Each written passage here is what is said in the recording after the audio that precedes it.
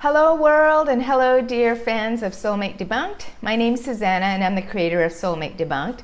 First of all, I want to thank you all for tuning in again, and I want to let you know that feeling great and healthy again. I've cleaned my camera lens. For those of you that have watched my previous 2 episodes, you'll know what that is in reference to. The sun's out, it's springtime, so life is great, and we're going to go 100% full speed ahead to creating these videos and to get the 50 videos under my belt before the end of this year. Actually, I've set myself a goal to have it done by the summertime, so I think it's realistic, but yeah, I have to hold myself accountable to that, right? So let's actually, and before I get started as well too, I want to share a little bit with all of you my journey in creating these videos. I have to admit, and I have to say that it's still nerve-wracking for me. I still get nervous about them, and to be honest with you, with this video as well too, I probably took about 10 takes, because all the other previous versions I felt that I was stuttering or rambling on. And it's interesting because when I did the captions or the subtitles for my previous videos, I noticed when you have to do your own captions and translations for these videos, you'll realize how much miscellaneous words are added, or a lot of the ums and and pauses. So I think what one of my kind of issues that I want to tackle in creating these videos for myself is that I tend to have a lot of thoughts in my mind, but it doesn't come out articulately or succinctly enough when I'm creating these videos. And I think it's because there's so much going on in the brain that I want to share, but it's not coming out fluid enough. So one of the, I think, things to mitigate or to handle that is to slow things down and to really think about the words before I actually speak. Because when you create these videos, you don't want to have uncomfortable silences. And I always feel the need that I have to keep talking and talking and talking. And so when that happens, I oftentimes don't use the right choice of words, or I don't finish my sentences properly, or there's a lot of ums and haws. So bear with me. I'm learning as we go along. So I'm hoping that I can keep improving every time. And by the 50 or so videos, I'll have this nailed down and I won't feel nervous anymore, and I can speak more casually and articulately in these videos. So anyways, don't want to spend too much time on that, but let's get started on today's topic. So I want to talk about chemistry and how important is chemistry. Again, with these topics, I come up with them based on my own previous experiences or in conversations with friends and other people, and it's always a topic that comes up. So I always like to address topics that are on people's minds a lot, and they're relevant, and there's always lots of discussions around them. But again, I like to clarify that whatever I share with you in these videos are obviously my opinions and my interpretations of the situations, or the possible solutions as well too. And I always like to take a much more practical and simplified approach to some topics that are somewhat, they can be confusing, and oftentimes I think we make them confusing because we overthink them. So I'm here to demystify a lot of that and to make it more simple for us to understand and comprehend. So in relation to the topic of chemistry and how important is chemistry, I'm obviously referring to romantic relationships and in terms of chemistry, because many times when we go into a new relationship or meeting someone, there's always a question that we ask ourselves or that others ask us. Did you have a spark? Did you feel that chemistry when you first meet? And my interpretation of this, or my opinion on this, is that we place so much emphasis on that, and sometimes if we don't have that sense of chemistry from someone, we right away don't give the relationship a chance to proceed any further. And I think that's somewhat of a big mistake, because don't get me wrong, I think that chemistry is nice to have, but it's not important. It's something that obviously, you need to have a little bit of that connection with someone. But again, in terms of a romantic relationship, having chemistry is a nice feeling to have, but is it important? Is it critical? No. That is my definitive answer, is no. It is not important. It's nice to have. And I think we tend to always look for that feeling of chemistry or spark with someone, because it's nice to have that. It's nice to feel that adrenaline rush. It's nice to feel that sense of euphoria, and that sense of like, wow, it started off with fireworks. And I think that's a dangerous situation to put ourselves into, because when we always have that in the back of our mind, it's always something that we're looking for when we're meeting someone new, or you're going on a date with someone. And because we place so much emphasis on that, we overlook all the other qualities that the person may offer as well too. And obviously that's more important, is their personal qualities, right? What makes them unique, what makes them special. So that's first and foremost. But I also want to, demystify the whole romantic notion of chemistry. We oftentimes, let's flip the scenario around. Let's just say that when you meet someone, fireworks go off and there's sparks, and you're like, we've got so much chemistry going on. But then what happens is that when you have that sense, right away you want to say, that person is the one. We have such a strong chemistry, we have such a strong bond, that person is the one. And again, I'm here to tell you that that is not necessarily the case. Just because you have chemistry with someone, just because there were some initial sparks, does not mean that that person is the one. Does not mean that that person is your soulmate.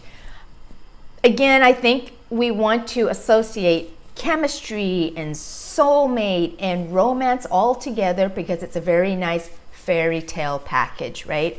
So when we do that, there is so much emphasis on that chemistry, spark, and gel, that I think, again, what I was saying before is that that's not the basis or the core basis of a strong and long-term relationship.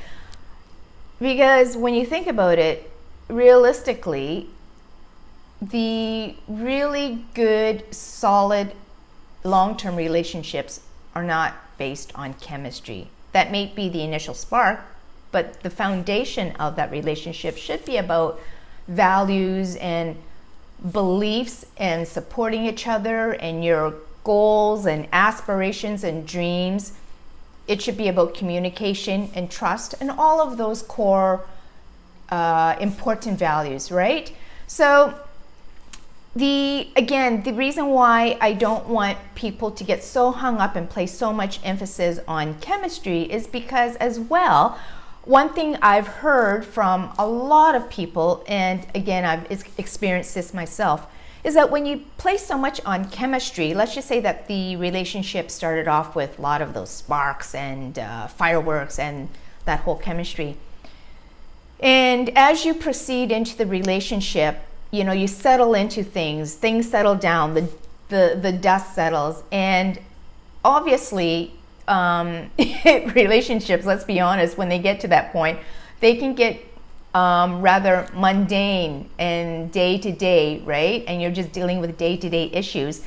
And oftentimes, and this is not just about romantic relationships, it could be in a marriage as well too, where oftentimes you feel, or you hear people say that, we've lost that chemistry, we've lost that spark, and we want to find, how do we find our chemistry or that spark again? And so what happens is that then, let's just say 1 year or 2 years into the relationship or marriage or whatever scenario that may be, when things don't go well in the relationship, you blame it on the lack of chemistry, or you want to go back and recreate that chemistry or that spark. And when you're basing the relationship of wanting to go back to recreate those moments, that is not a good foundation. The foundation of any strong relationship should always be, again, all the previous things that I've just discussed. So they should be about trust, communication, your dreams, goals, aspirations, being there to inspire each other, being there to help each other evolve and grow, right? So those are the core foundations, and those are the core things that should be the most important. And so that's why if you meet someone new and you don't have that chemistry or spark, but you get a chance to really establish a strong friendship or foundation with them, that is going to carry you through the longer term and being able to manage the ups and downs of the relationship, right? Because if you, it's not romantic. It's not romantic to say that, well, you know what, when you meet someone and you don't have that chemistry, you just get some time and get to know them.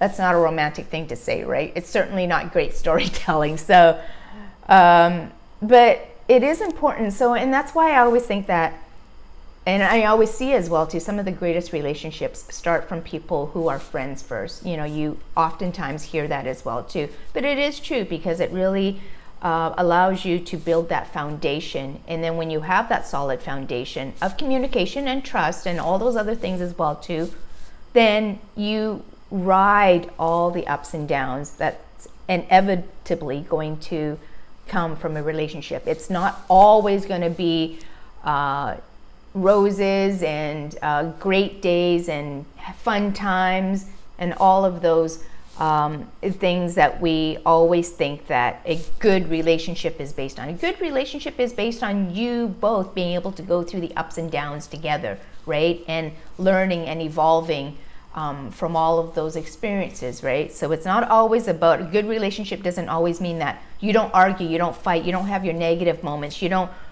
have your downsides. That's not actually a healthy relationship, because it means that you're not actually, how can I say, being 100% truthful with each other, right?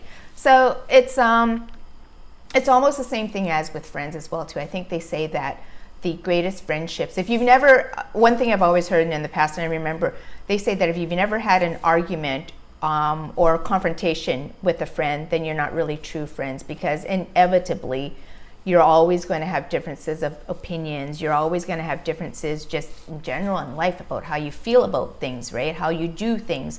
And so if you're not sharing that, then it means that you're holding things back and you're not being 100% truthful. So a little bit of rambling on there, but just to recap as well too. So again, don't place so much emphasis on chemistry when you first meet someone. Give that person a chance. If you don't have that chemistry, that's perfectly fine, and it's actually a good thing. Let's not romanticize this whole idea of every time you meet someone for a potential romantic relationship, that there has to be a spark in chemistry, because it's a nice thing to have. It's a nice feeling. It's a romanticized fairy tale version of it. But when you place so much emphasis on that, and let's just say that you did meet someone, you went into a relationship, I can guarantee you that that adrenaline rush that you felt at the beginning when you met someone and there was that chemistry, you're going to always want to have that sense of adrenaline rush. It's almost an addiction. It's almost a sense of euphoria that you always want to feel. And that's a dangerous thing to hold the other person accountable for, to bring that sense of feeling back into the relationship, that sense of excitement, of adrenaline rush, right? Because a relationship shouldn't be based on that as the core foundation. The core foundation should be based on your values and beliefs, and inspiring each other and helping each other evolve, right? So my take on it, again, just to summarize, it's nice to have, but it's not important. And really give yourself and other potential partners the opportunity to start things out slowly and get to know each other. And I guarantee you that those are going to be the basis of longer term, stronger relationships as well too. So anyways, okay, I'm trying to, again, always keep these videos to a 15-20 minute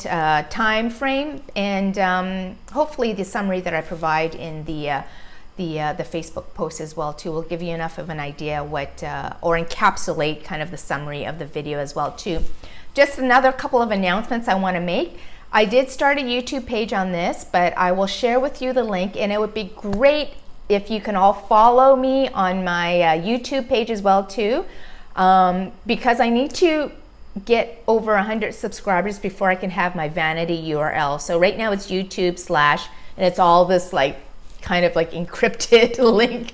But if I want to get YouTube / Soulmate Debunked, I need to have 100 followers. So I'll send you that link as well too, and whenever you get a chance, please follow me there. The other big announcement that I'm actually really excited about is that I finally found someone to help me translate these videos. So in the upcoming weeks, I'm going to go back to my previous videos, and with this one as well too, and then all future videos, is that there is going to be a Chinese closed caption version of them. So I'm really excited about that, because I do really want to share as much as I can these videos to a much broader audience. So those are the couple of other great announcements. But other than that, I'm gonna keep flying through and creating as many as I can now over the next few months. So I do hope that you join in and that you subscribe to my YouTube page as well too. So anyways, thank you again for watching this one, and lots of love. Have a wonderful weekend, and we'll see you soon. Thanks.